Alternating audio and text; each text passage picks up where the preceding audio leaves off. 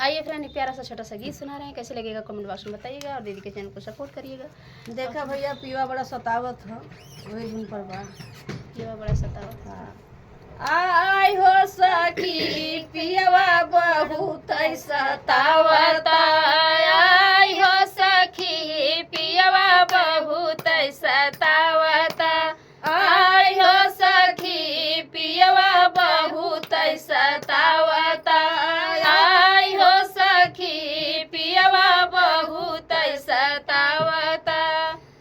सिंदूर मांगे बिंदी मांगे कुछ नहीं जानता, सिंदूर मांगे बिंदी मांगे कुछ नहीं जानता, आई हो सखी हमर कपड़ा धई धई फोड़ता, आई हो सखी हमारा कपड़ा धई धई फोड़ता, आई हो सखी पियवा बहुत सतावत, आई हो सखी पियवा बहुत सतावत।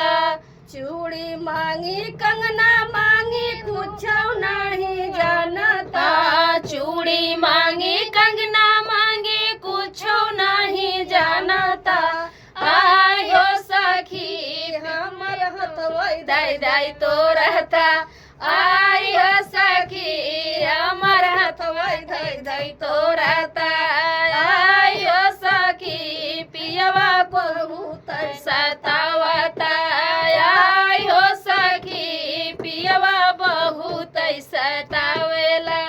पायल मांगी बिछुआ मांगी नहीं नहीं करता, पायल मांगी बिछुआ मांगी नहीं नहीं करता, आई हो सखी हमर गोड़वई धई धई तोरता, आई हो सखी हमर गोड़वाई धई धई तोरता, आई हो सखी पियवा बहुत सतावत, आई हो सखी पियवा बहुत सतावत। तो फ्रेंड, ये दीदी का गीत था, आप लोगों को कैसा लगा कमेंट बॉक्स में बताना। फिर मिलते किसी नए गाने के साथ, तब तक के लिए बाय बाय दोस्तों।